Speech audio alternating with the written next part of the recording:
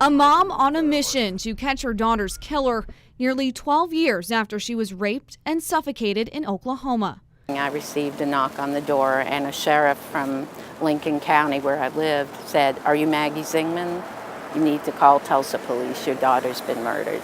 The Catch a Killer Caravan making its first stop in Evansville on its 15th tour across the country, seeking tips in the murder of Brittany Phillips and urging changes to state law. We have DNA from 2 different sources of the same person. We know that's the person who killed her, but we don't know who it is.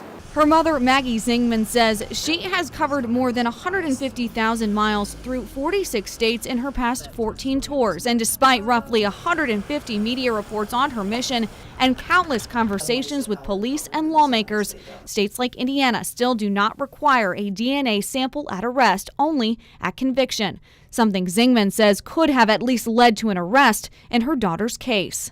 You know, it was hard enough to accept that she had been murdered. And when they told me they had DNA, I, like so many other people I've talked to, thought, well, at least it'll be solved. At least we'll have closure. Within the first 2 years, we compared the DNA to over 800 suspects in Oklahoma, Texas, Kansas, around that area, and none of them matched. Zingman says the DNA has been run against 3,000 suspects regionally and around 1 million from the national database.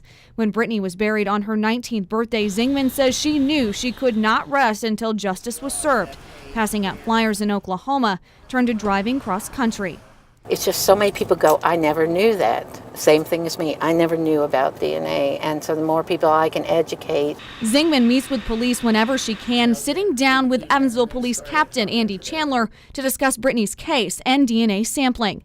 I just wonder if there are some that have slipped through the cracks. Captain Chandler points out if there is a known suspect in Brittany's case, police would be able to get a DNA sample, but there is not, so detectives are left with few options. But he adds Zingman's mission is moving. I've seen it over the course of my career time and time again where a family is affected by the loss of a loved one, and it's just that's a wound that never heals. Zingman says this could happen to anyone. She no longer seeks closure, instead to shine a light in the darkness of loss for other families. As long as I can, I'm going to keep doing this, and definitely I'm going to keep pushing